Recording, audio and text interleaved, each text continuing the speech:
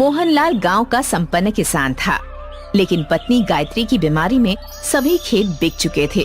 इसलिए उसने अपने घर के पास पराठे की दुकान खोल ली थी। जल्द ही उसके व्यवहार और स्वादिष्ट पराठे ने कस्बे के लोगों को अपना दीवाना बना दिया था। सुमित्रा और राजू के स्कूल के पास एक पिज्जा की दुकान खुली थी, जिसका प्रचार रेडियो, अखबार और ऑटो पर हैंडबिल व पोस्टर चिपकाकर पूरे जोर शोर से किया गया। भाई कल हमने पिज्जा खाया। क्या पिज्जा था? मैं और मेरे पिताजी अपनी कार पार्किंग पर पिज्जा ऑर्डर के बाद घंटों इंतजार किए, तब हमें पिज्जा मिला। अच्छा, क्या इतना अच्छा स्वाद है पिज्जा का? और नहीं तो क्या, तुम लोगों को तो घुसने भी नहीं देंगे गार्ड। घुसने क्यों नहीं देगा? अरे वो तुम्हारे पापा की फुटपाथ की पराठे की दुकान थोड़ी है ना, जो कोई भी मुंह उठाकर चला जाएगा। उस दुकान का एक स्टेटस है, बड़े बड़े लोग अपनी गाड़ी लगाकर खड़े रहते हैं, तब जाकर उन्हें पिज्जा खाने को मिलता है, समझ गए? रॉकी की बातें सुनकर सभी हंसने लगते हैं। सुमित्रा को पराठे वाले का मजाक पसंद नहीं आता। राजू जब स्कूल से घर जा रहा होता है तो पिज्जा की दुकान पर लोगों की भीड़ देखकर रुक जाता है। सुमित्रा उसे समझा बुझाकर घर ले आती है। पिताजी, पिताजी, हमें भी पिज्जा खाना है। ठीक है बेटा, खिला दूंगा कभी। अभी गरम गरम आलू के पराठे बनाए हैं, वो खा लो। मुझे नहीं खाना, मुझे नहीं खाना, मुझे तो पिज्जा ही खाना है। देख राजू, पिज्जा बहुत महंगे आते हैं। उतना पैसा हमारे पास नहीं कि तुम्हें पिज्जा दिलवा सकूं, लेकिन वादा करता हूं कि एक दिन तुम्हें पिज्जा जरूर खिलाऊंगा। नहीं पिताजी, मुझे तो कल ही पिज्जा चाहिए। अगर पिज्जा नहीं मिला तो मैं कुछ नहीं खाऊंगा। राजू, जिद मत करो। पिताजी बोल रहे हैं ना कि एक दिन हम लोगों को पिज्जा खिलाने ले जाएंगे। नहीं दीदी, मुझे तो पिज्जा कल ही खाना है। रॉकी भैया ने स्कूल में बताया कि पिज्जा कितना अच्छा होता है। अरे राजू, वो डॉक्टर का बेटा है, उसके पास ढेरों पैसे हैं। चल अब खाना खा। पराठे खाकर बच्चे सो गए, लेकिन मोहनलाल की आंखों से नींद कोसों दूर थी। वह अपनी गरीबी को कोस रहा था कि कितना बेबस है वो, जो अपने बच्चों की मामूली खाने की मांग को भी पूरा नहीं कर सकता। उसकी आंखों में आंसू आ गए। सोचते सोचते न जाने कब उसे नींद आ गई। अगले दिन सुबह बच्चे स्कूल गए। आज भी पूरे स्कूल में पिज्जा की ही चर्चा हो रही थी। दोस्तों, कल मेरा जन्मदिन है और कल मेरी तरफ से कल शाम को सभी को पिज्जा पार्टी है। कल संडे है और स्कूल की भी छुट्टी है। सभी कल शाम में अच्छे अच्छे कपड़े पहन कर आना, ओके? भैया, हम भी आएंगे ना? हमें नहीं बोला आपने? नहीं, तुम लोग वहाँ नहीं जा सकते। वहाँ सभी बड़े बड़े लोग आते हैं, स्टेटस वाले लोग आते हैं। तुम बस पराठे खाओ। चल राजू, इनके पिज्जा से कहीं स्वादिष्ट और अच्छे हमारे पराठे हैं। अरे जाजा, बंदर को क्या पता कि अदरक का स्वाद क्या होता है। स्कूल के बाहर जो पिज्जा का पोस्टर लगा है ना, उसे ही देखते रहो और पराठे खाओ, समझना कि पिज्जा खा रहे हो। रॉकी, ऐसा नहीं कहते। चलो सुमित्रा, इसे तो ऐसे ही बोलने की आदत है। राजू की फोटो देखकर पराठा खाने वाली बात पर सभी हंसने लगे। सुमित्रा और राजू को बहुत बुरा लगा। दोनों घर आ गए। अरे राजू, यूं मुंह लटकाए क्यों खड़े हो? वो पिताजी, बात ये है कि कल रॉकी का जन्मदिन है और सभी को बुलाया है, पर हमें छोड़कर, क्योंकि वहाँ बड़े बड़े लोग होंगे। बस इतनी सी बात। कल हम तुम लोगों के लिए आलू का मस्त पराठा बनाएंगे और हम सब पार्टी करेंगे। मुझे नहीं खाना पराठा, मुझे तो बस पिज्जा खाना है। मुझे पिज्जा चाहिए। बेटा, मैंने बताया ना कि अभी हमारे पास तुम लोगों के फीस भरने के पैसे नहीं हैं। पिज्जा कहाँ से खिलाऊंगा? इतना कहकर मोहनलाल आंखों में आंसू लिए घर से बाहर प्रथा के दंग पर चला गया। राजू, तुम्हें ऐसा नहीं कहना चाहिए था। पिज्जा की जिद छोड़ दे मेरे भाई। जब पैसे होंगे तो हम जरूर पिज्जा खाने चलेंगे। आज तक कभी हमारे पास पैसे हुए हैं क्या? सभी नए नए कपड़े पहनते हैं और हम 2 साल से एक ही कपड़े पहन रहे हैं। क्या हम कभी पिज्जा नहीं खा पाएंगे दीदी? ऐसी बात नहीं है मेरे भैया, हम लोग पिज्जा एक दिन जरूर खाएंगे। उस रात राजू ने खाना नहीं खाया। घर में किसी ने खाना नहीं खाया। सुबह मोहनलाल उठा और बाजार चला गया। वापस आया तो देखा कि राजू अभी तक सो रहा था। सुमित्रा से पता चला कि राजू अभी भी रूठा हुआ है, खाना भी नहीं खाया है। उठो बेटा, आज हम तुम लोगों को पराठा पिज्जा खिलाएंगे। चलो उठो। पिताजी, मैंने बोल दिया ना, जब तक पिज्जा नहीं मिलेगा मैं कुछ नहीं खाऊंगा। मोहनलाल पराठे पर चीज, फ्रूट्स और सैलेड डालकर पिज्जा बनाता है, लेकिन लाख समझाने के बावजूद राजू नहीं खाता। सुमित्रा भी पूरी कोशिश करती है राजू को मनाने की, पर असफल रहती है। आज फिर सभी भूखे ही सो जाते हैं। आधी रात को राजू को जोर से भूख लगती है। वो किचन में जाकर रखा हुआ पराठा पिज्जा खाता है। उसे बहुत अच्छा लगता है। वह पराठा पिज्जा चट कर जाता है। मोहनलाल चुपचाप उसे खाते हुए देख लेता है। सुबह उठकर मोहनलाल बाजार चला जाता है। वापस आकर सुमित्रा को बुलाता है। सुमित्रा, ओ सुमित्रा। जी पिताजी, आई। ये ले पैसे और स्कूल से आते समय पिज्जा लेते आना। पिताजी, पैसे कहाँ से आए? वो कहीं से आ गए। और हाँ, मैंने टिफिन में पराठा पिज्जा रख दिया है, खा लेना याद से। सुमित्रा घर से स्कूल के लिए निकल रही थी तो पिताजी की साइकिल बाहर नहीं लगी थी। समझने में देर न लगी कि पिताजी ने साइकिल बेचकर पैसे लाए थे। सुमित्रा और राजू स्कूल पहुँचे। स्कूल में कल की रॉकी की पिज्जा पार्टी की ही धूम थी। सभी की जुबान पर पिज्जा पार्टी की ही चर्चा थी। लंच में सुमित्रा और राजू पराठा पिज्जा खा रहे थे तो वहाँ रीता आ गई। अरे, तुम दोनों ये कौन सी डिश खा रहे हो? ये हमारे पिताजी ने बनाया है, पराठा पिज्जा। हाँ, ये स्पेशल डिश पिताजी ने बनाई है।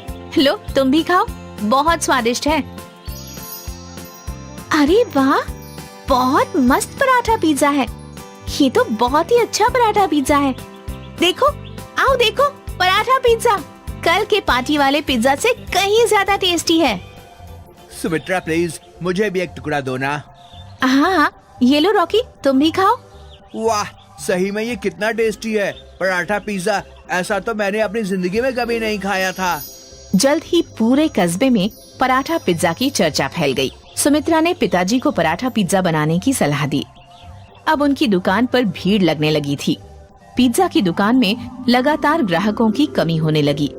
पिज्जा की दुकान बंद होने की कगार पर आ गई। तभी एक दिन पिज्जा दुकान के मालिक खुद मोहनलाल के पास आया। मोहनलाल जी, आपके पराठा पिज्जा का बहुत नाम सुना था, आज टेस्ट भी कर लिया। सचमुच लाजवाब है। वाकई तुम्हारे हाथों में तो जादू है। जी धन्यवाद। क्यों ना हम दोनों मिलकर साथ काम करें। आप मेरी दुकान का उपयोग कीजिए, मैं फंडिंग और मार्केटिंग देख लूंगा। जो भी प्रॉफिट होगा आधा आधा बांट लेंगे। मोहनलाल को ये प्रपोजल अच्छा लगा। दोनों मिलकर साथ काम करने लगे। प्रथा पिज्जा का टेस्ट और अच्छी मार्केटिंग से जल्द ही उनकी दुकान कई शहरों में खुल गई। अब मोहनलाल सेठ मोहनलाल कहलाने लगा। वे शहर में आलीशान बंगले में रहने लगे। ये कहानी है मुंबई की। 40 साल पहले जब मुंबई का विकास बस शुरू ही हुआ था, जॉन जैक्सन ने यहाँ अपना एक कैफे खोला था, जैक्सन कैफे। ये कैफे शहर के भीड़ भाड़ वाले इलाके में था, इसलिए कॉफी के लिए अक्सर भीड़ लगी रहती थी। कॉफी के साथ साथ केक, पेस्ट्रीज और हल्का फुल्का नाश्ता भी रहता था। जॉन भाई, मेरी रेगुलर स्ट्रॉन्ग कॉफी और एक वेज पफ। ओके। हमारे लिए coffee and 1 chocolate pastry. Okay madam. इस दौर में जैक्सन कैफे काफी मशहूर था। ग्राहक वेटिंग में खड़े रहते थे। मयूर, तुम टेबल नंबर 4 को सर्व करो और शंकर, तुम बाहर चेयर्स लगाओ। जी सर। सुबह से शाम तक कैफे में ग्राहकों की भीड़ लगी रहती थी। इस दौरान जॉन का कैफे बहुत अच्छा चल रहा था। वो दिन दुगनी और रात चौगुनी तरक्की कर रहा था। 20 साल बाद जैक्सन कैफे में काफी बदलाव आ गए और अब इस कैफे की बागडोर जॉन के बेटे एंथनी के हाथ में थी। इस समय कैफे के बाहर लंबी भीड़ तो नहीं रहती थी, पर कैफे कभी खाली भी नहीं रहता था। सर, सिग्नल के पास एक कैफे खुला है। हमारे ज्यादातर कस्टमर वहीं जा रहे हैं। तुम टेंशन मत लो, हमारे कस्टमर लॉयल हैं। उन्हें हमारी कॉफी का टेस्ट बहुत पसंद है। वो यहीं लौट कर आएंगे। और वैसे ही हुआ। एंथनी के रेगुलर कस्टमर्स उसके कैफे में लौट कर आते थे। एंथनी, हमारा एक regular coffee please. Okay ma'am. कल हम उस नया कैफे में गया था। बहुत ही बकवास टेस्ट है उनकी कॉफी का। उनको तो कॉफी बनाना भी नहीं आता एंथनी। तुम्हारा coffee taste so good. Thank you ma'am, your coffee. जब एंथनी कैफे चलता था तब कई कैफे खुले, पर एंथनी का कैफे फिर भी चलता रहा क्योंकि उसके कस्टमर्स को उसके हाथ की कॉफी ही पसंद थी।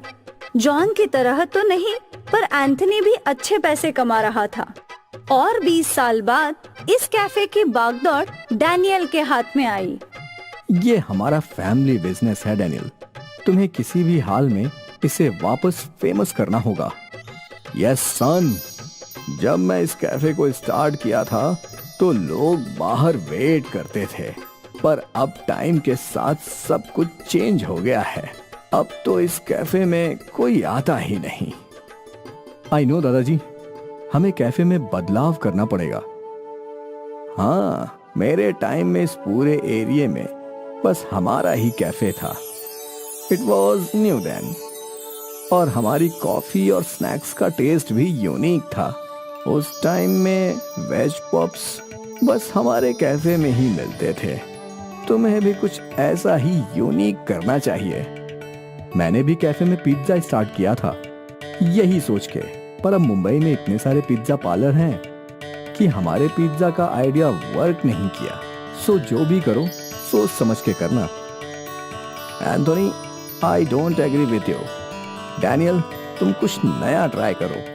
ठीक है दादाजी, गिव मी सम टाइम। मुझे यकीन है कि मैं जैक्सन कैफे को वापस पॉपुलर कर सकता हूँ। और अब डैनियल ने रिसर्च करना स्टार्ट कर दिया। पहले तो मुझे कैफे का इंटीरियर चेंज करना होगा। नेक्स्ट, प्राइसेस ऐसे हैं तो नॉर्मल लोग अफोर्ड कर पाएंगे। और देन मुझे कुछ यूनिक लॉन्च करना है, पर क्या ये सोचना है। डैनियल ने एक लंबी लिस्ट बना ली। उसने अपने इंटीरियर डिजाइनर फ्रेंड जेनी को बुलाया। हेलो, तुम्हें इस कैफे को रेनोवेट करना है, पर मिनिमम बजट में। This place is nice. यहाँ ऑलरेडी इतने सारे एंटिक्स हैं, बस ब्राइट कलर्स और रिपेयर वर्क की जरूरत है, और थोड़ी लाइट्स की भी। ग्रेट, तो काम स्टार्ट करते हैं। जेनी ने अगले दिन से काम स्टार्ट कर दिया। खाली खाली दीवारों पर रंगीन पेंटिंग कर दी और सारे कैफे के फर्नीचर को नई तरीके से अरेंज किया, और एक हफ्ते में पूरा कैफे चेंज हो गया। नाइस, अब तो बहुत अच्छा लग रहा है। आई होप अब कस्टमर आएंगे। जरूर आएंगे। क्या हम नाम बदल सकते हैं? नहीं। क्या हम बस 3.0 ऐड कर सकते हैं? मतलब? Jackson's 3.0 cafe. Yes, that's a great idea. Finally Jackson's cafe का बोर्ड चेंज हो गया। अब डैनियल तैयार था कैफे को शुरू करने के लिए। कैफे बाहर से बहुत ही आकर्षक दिख रहा था, इसलिए यंगस्टर्स आकर्षित होने लगे। डैनियल ने हर वो स्नैक आइटम बेचना स्टार्ट कर दिया जो आजकल के यंगस्टर्स खाते थे। एक फ्रेंच फ्राइज और 2 बर्गर। हमारे लिए एक चिकन पिज्जा। Okay sir. शुरू में काफी कस्टमर्स आने लगे। कॉलेज जाने वाले बच्चे कैफे में आकर तस्वीरें खींचते और उन्हें सोशल मीडिया पर पोस्ट भी करते थे। ये देखकर डैनियल खुश था। उसका खानदानी कैफे एक बार फिर पॉपुलर हो रहा था, पर समय के साथ ग्राहक आना कम हो गया। अब धीरे धीरे कैफे खाली रहने लगा। अब डैनियल परेशान हो गया। ऐसे तो मैं वर्कर्स की पगार तक नहीं निकाल पाऊंगा। मुझे कुछ तो करना ही पड़ेगा। उस दिन वो परेशान ही घर पहुंचा। क्या हुआ? इतनी चिंता में क्यों हो? दादाजी, कैफे का सेल बहुत गिर चुका है। लॉस में आ चुका हूँ। समझ में नहीं आ रहा है कि क्या करूं। कुछ नया सोचो। ऐसी कोई डिश जिसे खाने के लिए कस्टमर्स तुम्हारे पास ही आए। Something unique. दादाजी का ये मशवरा डैनियल को सही लग रहा था। वो इंटरनेट पे ढूंढने लगा कि वो क्या नई डिश बेच सकता है। बर्गर्स, पिज्जा, फ्राइज तो वो ऑलरेडी बेच रहा था। तभी उसका ध्यान काले पिज्जे पर गया। काला पिज्जा बिल्कुल अलग था। डैनियल को काले पिज्जे का आइडिया अच्छा लगा। अगले ही दिन डैनियल ने कैफे में काला पिज्जा बनाया। देखने में तो ये काला है, पर स्वाद में बहुत अच्छा है। डैनियल को अपना यूनिक आइडिया मिल गया। उसने कैफे के बाहर बड़े बड़े पोस्टर्स लगा दिए ब्लैक पिज्जा के, और एक बार फिर भीड़ उमड़ पड़ी।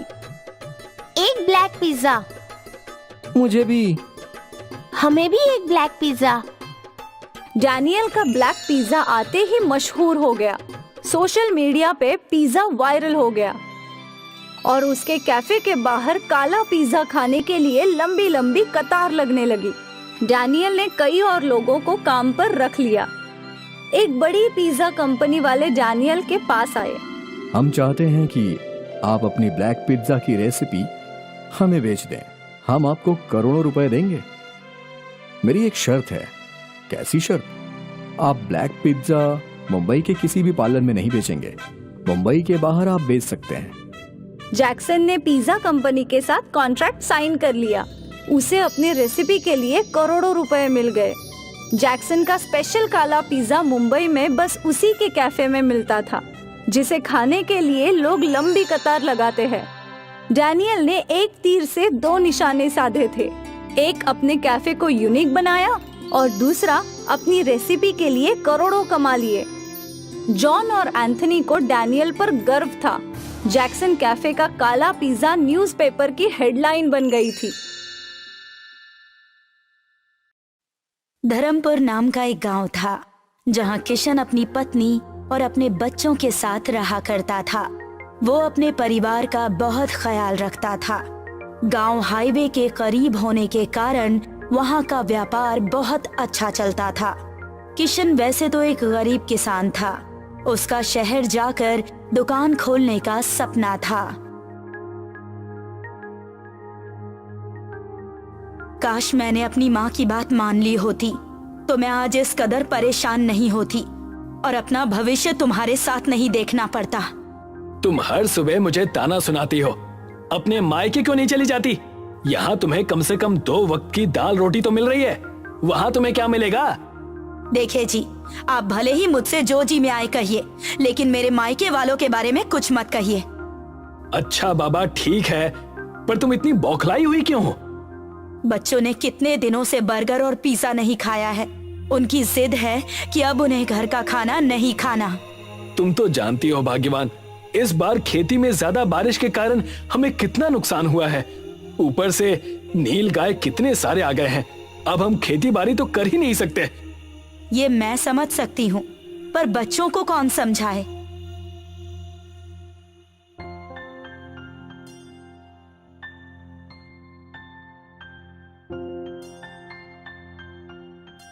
किशन अपने दोनों बच्चों को स्कूल से घर लेकर आता है।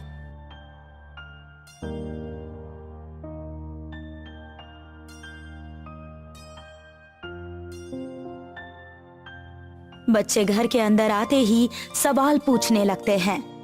पापा, मेरा पिज्जा कहाँ है? ना पिज्जा है और ना बर्गर। यहाँ तो कुछ भी नजर नहीं आ रहा। हाँ पापा, मेरे सारे क्लासमेट्स टिफिन में बर्गर और पिज्जा लेकर आते हैं और एक हम है कि भिंडी लौकी खाते रहते हैं। बहुत बेइज्जती होती है हमारी। तुम दोनों चिंता न करो, हमारा समय भी बदलेगा। कुछ दिन और इंतजार कर लो। किशन और बच्चों की बात सुनकर साया की आंखों में आंसू आ गए। तब साया ने किशन से कहा, मैं कुछ दिनों के लिए अपने बच्चों को लेकर अपने मायके चली जाती हूँ। मेरा भाई उन्हें ये सारी चीजें लाकर दे देगा जो आप नहीं दे पा रहे हैं। इतना कहने के बाद साया अपने बच्चों को लेकर अपने मायके चली जाती है और किशन घर पर अकेला रह जाता है।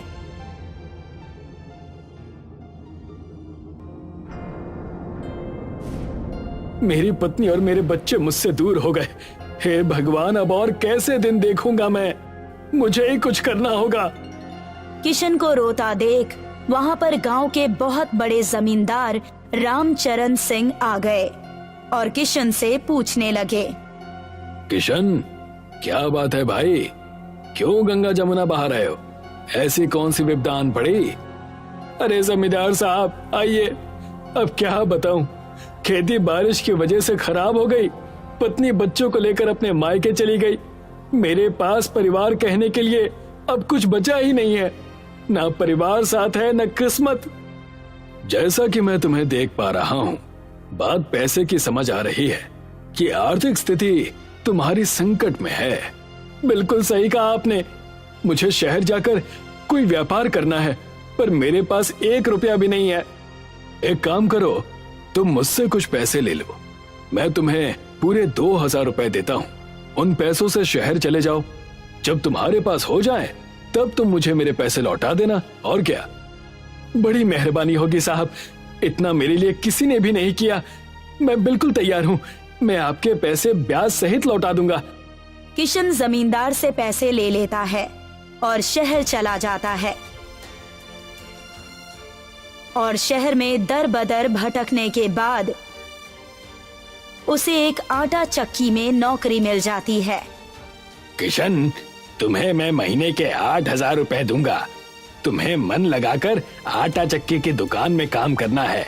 मुझे तुम्हारी कोई भी शिकायत नहीं सुननी। जैसा आप कहें, मैं बिल्कुल ऐसा ही करूंगा।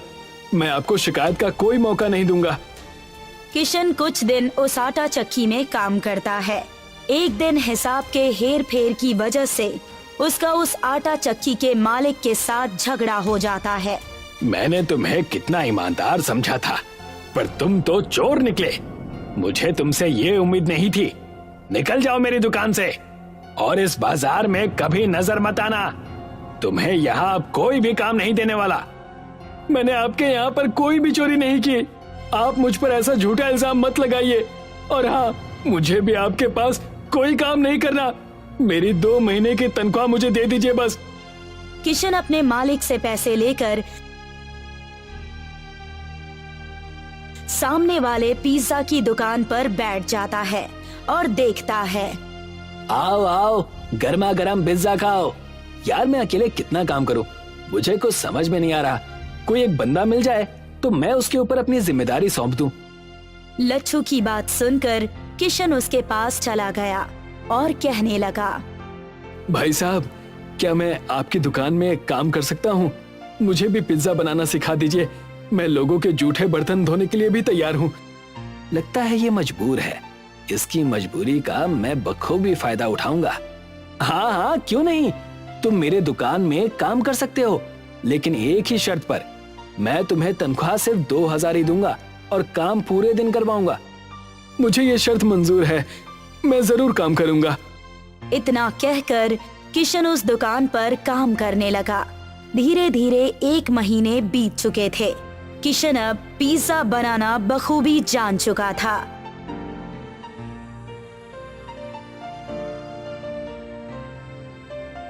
थोड़े से पैसे जमा करके किशन अपनी पत्नी और अपने बच्चों से मिलने अपने ससुराल पहुंचता है, जहां वो देखता है कि उसके बच्चे जूते सिलने और उन्हें पॉलिश करने का काम कर रहे हैं और उसकी पत्नी साया लोगों के घरों में काम कर रही है। आओ साहब, जूते पॉलिश करवा लो, सिर्फ 10 रुपए में। ज्यादा नहीं, सिर्फ 10 रुपए में। आ जाओ, आ जाओ। अपने बच्चों की ये दशा देखकर किशन की आंखों में आंसू आ जाते हैं और वो उनके पास जाकर उनसे कहता है, ये सब क्या हो रहा है मेरे बच्चों? तुम्हारी ये दशा कैसे हो गई? और तारा की मम्मी कहाँ है? अपने पिता किशन को देखकर दोनों बच्चे उसके गले लग जाते हैं और उसके पास रोने लगते हैं। किशन को देखकर साया भी बड़ी खुश हुई और किशन से कहने लगी, मुझे माफ कर दीजिएगा जी। मेरी छोटी सी गलती की वजह से बहुत बड़ा बखेड़ा खड़ा हो गया। मैं यहाँ पर अपने भाई और उसकी पत्नी की बहुत ताने सुनती हूँ। बस अब बहुत हुआ, चलिए अब अपने घर चलिए। नहीं नहीं, मैं कहीं नहीं जाने वाला। मुझे तुम्हारे भाई से मिलना है। आखिर कैसे वो मेरे बच्चों से जूते पॉलिश करवा सकता है? किशन साया के बड़े भाई यानी अपने बड़े साले से जाकर मिलता है और उससे गुस्से में कहता है, तुम्हारी इतनी हिम्मत कि तुमने मेरे बच्चों से काम करवाया और मेरी पत्नी से भी। अब क्या करूं? मेरे पास इतने पैसे हैं नहीं कि मैं इन्हें हर रोज इनके मन का खाना खिला सकूं, और इतना ही है तो इन्हें लेकर यहाँ से चले जाओ। मैं अपनी पत्नी और बच्चों को लेकर यहाँ से जा रहा हूं।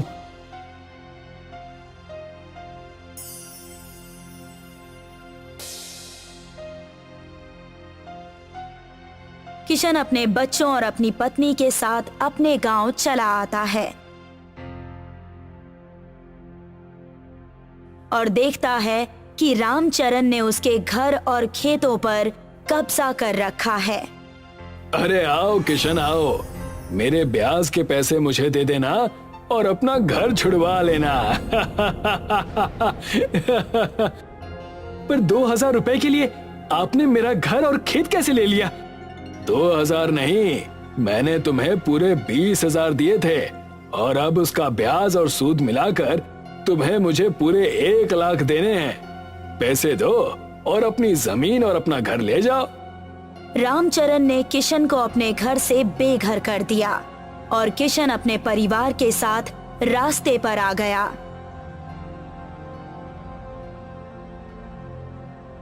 और तब किशन ने अपनी पत्नी साया से कहा, तुम चिंता ना करो भाग्यवान, मेरे पास एक तरकीब है जो हमें करनी है। मैं कुछ समझी नहीं, आप कहना क्या चाहते हैं? जब मैं शहर में था तो मैंने पिज्जा बनाने का काम सीखा था और अब मैं वही इस गांव के पास लगे हुए हाईवे के सामने खोलूंगा और पिज्जा बेचूंगा। क्या सच? आप सच में पिज्जा की दुकान खोलेंगे? जैसा आप कहें जी, मैं तो कब से चाहती हूँ कि ऐसा कुछ हो और मैं दुकान चलाऊं, और तो और मुझ में दुकान चलाने का हुनर भी है। तब देर किस बात की, हम ऐसा ही करेंगे। किशन और साया ने हाईवे के एक जमीन पर एक छोटा सा पिज्जा का दुकान खोल लिया और उसका नाम रखा पिज्जा एक्सप्रेस हाईवे। देखते ही देखते दुकान चल पड़ी और उस दुकान पर भारी भीड़ इकट्ठा रहने लगी। देखा भाग्यवान, मैंने कहा था ना, हम जरूर काबिल होंगे, बस हमें मेहनत और लगन से सारे काम करने हैं। आपने सही कहा। अब बच्चे स्कूल में भी जाएंगे और हम उन्हें अच्छे कपड़े और अच्छा संस्कार भी देंगे। एक तरफ किशन के घर पर खुशियां आई हुई थीं, दूसरी तरफ रामचरण किशन की कामयाबी से जलने लगा था। रामचरण ने तय किया, उस किशन ने तो काया ही पलट दी और अब ये मैं देख नहीं सकता। कल मुझे मेरे पैसे देकर अपना घर और खेत दोनों मुझसे ले गया। मालिक, आप भी खामखा चिंता कर रहे हैं, हमें बस उसकी दुकान तोड़नी ही तो है, और क्या। आज ही रात को हम उसकी दुकान तोड़ देंगे। भाई साहब, आपके पास कुछ खाने को है? मैं कई दिनों से भूखी हूँ। आइए बहन जी, आप दुकान के अंदर आइए और पिज्जा खाइए। साया ने खुद अपने हाथों से एक पिज्जा उस सुंदर औरत को परोसा। वाह, ये तो बड़ा ही स्वादिष्ट पिज्जा है, पर मेरे पास देने के लिए तुम्हें पैसे नहीं हैं। मेरी पत्नी ने आपको बहन कहा है और आप अब घर की हुई, आप पैसों की चिंता ना कीजिए और पेट भर के खाइए। जैसे ही किशन ने इतना कहा, उस सुंदर औरत ने एक परी का रूप धारण कर लिया और उनसे कहने लगी, हमेशा खुश रहो किशन और साया, मैं एक मायावी परी हूँ। तुम्हारी नेकी और तुम्हारी ईमानदारी ने मेरा मन मोहित कर लिया। अब से तुम जो भी पिज्जा बनाओगे वो विशाल पिज्जा बन जाएगा और एक पिज्जा खाते ही सभी का पेट भर जाएगा। तुम्हारे दुकान को अब कोई हानि नहीं पहुंचा सकता। हमेशा खुश रहो। इतना कहकर वो परी वहां से गायब हो गई और किशन और साया उस परी के आशीर्वाद से बहुत ज्यादा खुश हो गए।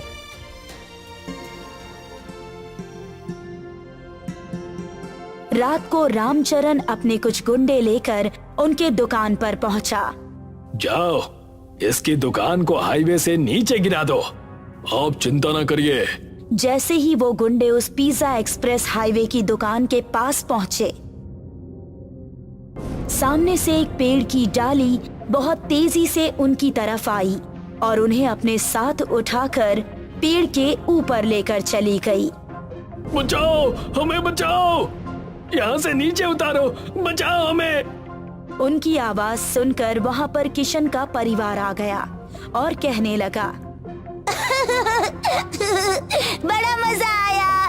रामचरण काका तो पूरे बंदर लग रहे हैं। जी हाँ, जैसे को तैसा। मुझे माफ कर दो किशन, मुझसे बहुत बड़ी गलती हो गई है। मैं आइंदा से तुम्हें और तुम्हारे परिवार को कभी तंग नहीं करूंगा। साया के भाई को भी मैंने ही पैसे दिए थे ताकि तुम्हारी पत्नी और बच्चे खुश न रहें। सिर्फ तुम्हारी वजह से मेरा परिवार कितनी मुश्किल में था, तुम्हें इसका अंदाजा भी है? जाओ और अब तुम ऐसे ही तड़पो। किशन और साया वहां से चले गए। रामचरण को अपनी गलती का एहसास हो गया था। उस पेड़ ने उन्हें नीचे उतार दिया।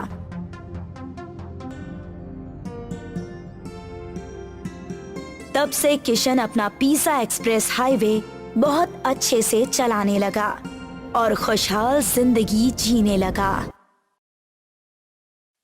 एक गांव में शेखर नाम का 22 वर्षीय युवक रहा करता था। शेखर पढ़ाई लिखाई में बहुत ही ज्यादा होशियार था, मगर शेखर के माता पिता बहुत गरीब थे। शेखर का जब कॉलेज जाने का नंबर आया तो उसके पिता कमल प्रसाद अपने बेटे शेखर से बोले, बेटा, हमसे जहाँ तक हो सका हमने तुम्हें पढ़ाया लिखाया, लेकिन इसके आगे अब हम तुम्हें नहीं पढ़ा सकते। लेकिन क्यों पिताजी? आप तो जानते हैं कि मेरा कॉलेज जाने का सपना है। मैं पढ़ लिख कर बड़ा आदमी बनना चाहता हूँ। शेखर की बात सुनकर शेखर की माँ अनीता ममता भरी नजरों से शेखर की ओर देखकर बोली, हर माता पिता यही चाहते हैं बेटा कि उनका बेटा बड़ा होकर अच्छे कॉलेज में जाए और वो अपने माता पिता का खूब नाम रोशन करे। लेकिन तुम तो जानते हो, तुम्हारे पिता ने तुम्हें मजदूरी करके यहाँ तक पढ़ाया है। कॉलेज की फीस का बोझ अब वो नहीं उठा सकते। कोई बात नहीं माँ, मैं पिताजी का दर्द समझता हूँ। मैं जानता हूँ कि पिताजी ने एक एक रुपया जमा करके मुझे इंटर कराया है, लेकिन अब मैं बड़ा हो गया हूँ। मैंने इतनी शिक्षा प्राप्त कर ली है कि अब मैं बच्चों को पढ़ाकर अपने कॉलेज की फीस निकाल सकता हूँ। पूरे गांव में सिर्फ तुम ही ने इंटर किया है बेटा, वरना तुम तो जानते ही हो कि हमारे गांव का मुखिया किसी भी माता पिता को अपने बच्चों को पढ़ाने की सलाह नहीं देता। इस गांव में जिस किसी भी माता पिता ने अपने बच्चों को पढ़ाने के लिए सोचा तो मुखिया ने हमेशा उनके कान भर दिए। तुम्हारी माँ सही कह रही है बेटा। अरे लोग तो शिक्षा के फायदे बताते हैं, लेकिन हमारे गांव का मुखिया तो शिक्षा के नुकसान बताने बैठ जाता है। बोलता है कि पढ़ने लिखने के बाद लोग बेकार हो जाते हैं, वो किसी काम के नहीं रहते। मेहनत करने से फिर वो दिल चुराने लगते हैं और मजदूरी करने में उन्हें शर्म आने लगती है। बेटा, मैं चाहती हूँ कि अब तुम अपने पिता के काम में हाथ बटाओ। तुम्हारे पिता अब बूढ़े हो चुके हैं। आपको क्या लगता है माँ कि मैं नहीं चाहता कि पिताजी अब आराम से बैठें? लेकिन आप ही बताइए, आप क्या चाहती हैं? क्या मैं भी पिताजी की तरह मजदूरी करूं? नहीं माँ, मैं कुछ अलग करना चाहता हूँ। इतना कहकर शेखर वहाँ से चला गया। कमला प्रसाद अपनी पत्नी की ओर देखते हुए बोले, कोई बात नहीं, वो कुछ अलग और नया करना चाहता है तो इसमें गलत क्या है? मेरा मन कहता है कि मेरा बेटा कुछ न कुछ बड़ा करेगा। अगले दिन शेखर अपना बैग पैक करके शहर जाने की तैयारी करने लगा। कहाँ जा रहे हो शेखर? मैं शहर जा रहा हूँ माँ।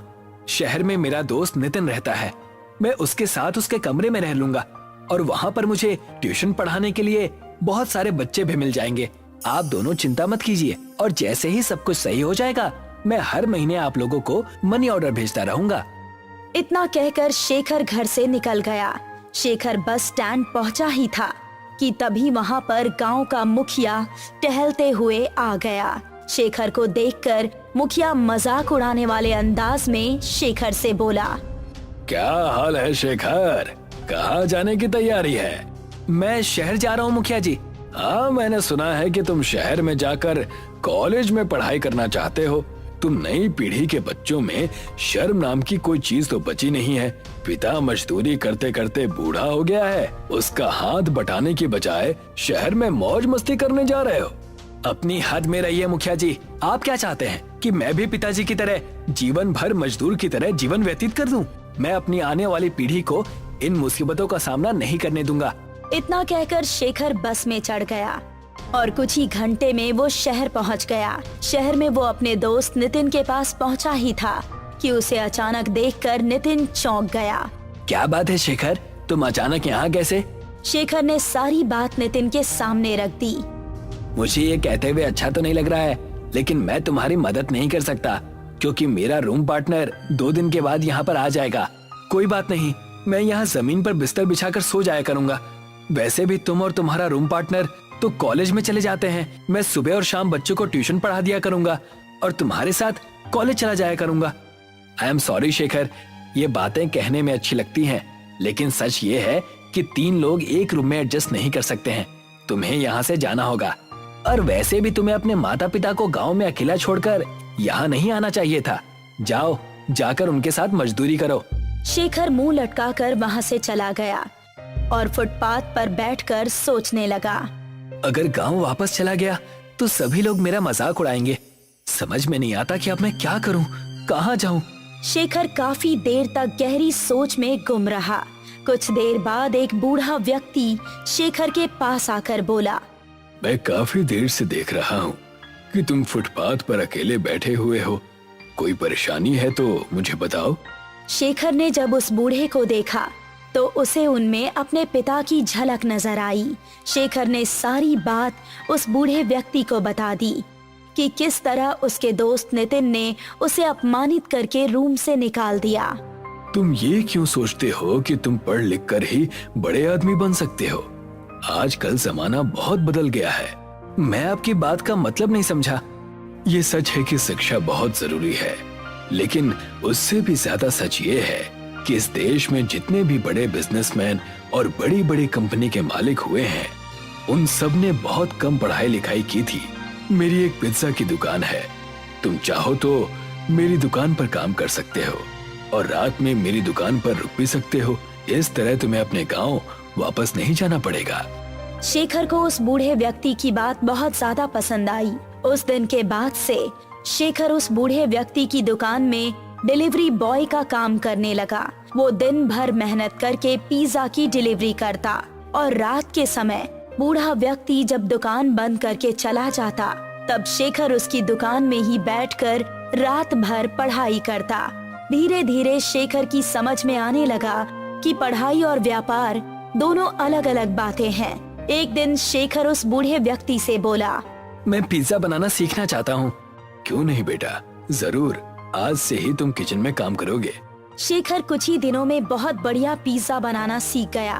उसके हाथ के बने हुए पिज्जा लोगों को बहुत पसंद आने लगे। शेखर अब कुछ पैसे बचाकर अपने माता पिता को भी मनी ऑर्डर कर देता था। अचानक उस बूढ़े व्यक्ति का देहांत हो गया। बूढ़े व्यक्ति के देहांत के बाद उस बूढ़े व्यक्ति का बेटा शेखर से बोला, मैं तुम्हें शुरू से पसंद नहीं करता था। पिताजी को पता नहीं तुम्हारे अंदर ऐसा क्या नजर आया था कि उन्होंने पूरी दुकान तुम्हें सौंप दी। तुम यहाँ से जा सकते हो। ऐसा मत कीजिए। अगर आप मुझे दुकान से निकाल देंगे तो मैं कहाँ जाऊँगा? अरे कहीं भी जाओ, मुझे उससे क्या। वैसे भी तुम्हें पिज्जा बनाना तो आता ही है। जाओ, जाकर कहीं और पिज्जा बनाओ। आइंदा मेरी दुकान के इर्द गिर्द भटक भी मत जाना। चलो निकलो यहाँ से। शेखर चुपचाप अपना सामान लेकर उसकी दुकान से बाहर निकल गया। बाहर निकलकर वो फिर से उसी फुटपाथ पर गया जहाँ पर उसकी पहली मुलाकात उस बूढ़े व्यक्ति से हुई थी। मैं हार नहीं मानूंगा। मेरे हाथ का पिज्जा शहर के लोगों को बहुत अच्छा लगता है और वैसे भी कई लोग मुझसे कह चुके हैं कि मुझे खुद की अपनी दुकान खोलनी चाहिए। क्यों ना मैं उन सब से मदद मांगू। अब से मैं अपना व्यापार खुद से शुरू करूंगा। किसी के आगे अब हाथ नहीं फैलाऊंगा। इतना कहकर शेखर हर उस जगह पर जाने लगा जहां वो पिज्जा डिलीवरी किया करता था। शेखर के स्वभाव को देखते हुए सभी लोगों ने उसकी बहुत मदद की और कुछ ही दिनों में शेखर ने शहर में एक छोटी सी दुकान किराए पर लेकर उसमें पिज्जा बनाने लगा। मगर शेखर की दुकान नहीं चली क्योंकि शहर में ब्रांडेड पिज्जा खाने वाले लोगों की संख्या बहुत ज्यादा थी। शेखर इसी परेशानी में रात के समय एक बहुत पुरानी बेकरी के पास बैठा हुआ था कि तभी एक व्यक्ति की आवाज उसके कानों में टकराई। कौन हो तुम? मेरा नाम शेखर है। आप कौन है? मेरा नाम मोहनलाल है। वो बेकरी देख रहे हो? मैं तो काफी समय से देख रहा हूँ। ये बेकरी तो बंद पड़ी हुई है। मेरी बेकरी रात में ही स्टार्ट होती है। मेरी बेकरी में वड़ा पाव बहुत ही अच्छा बना करता है। वैसे तुम क्या करते हो? अब मैं आपको क्या बताऊं बाबा, मैं पिज्जा बनाता हूँ। कुछ समय पहले मैंने कर्ज लेकर किराए पर दुकान ली थी, लेकिन पता नहीं क्यों मेरा पिज्जा लोग खरीद ही नहीं रहे। क्योंकि तुम्हें कुछ नया आइटम बनाना चाहिए बेटा। तुम वड़ा पाव पिज्जा क्यों नहीं ट्राई करते? वड़ा पाव पिज्जा? ये कैसी बातें कर रहे हैं आप बाबा? मैं तो पहली बार इसका नाम सुन रहा हूँ। मुझे तुम्हारा स्वभाव बहुत पसंद आया बेटा। मैं तुम्हें एक राज की बात बताता हूँ। मुझे वड़ा पाव बनाने की बहुत सी विशेष विधि आती है।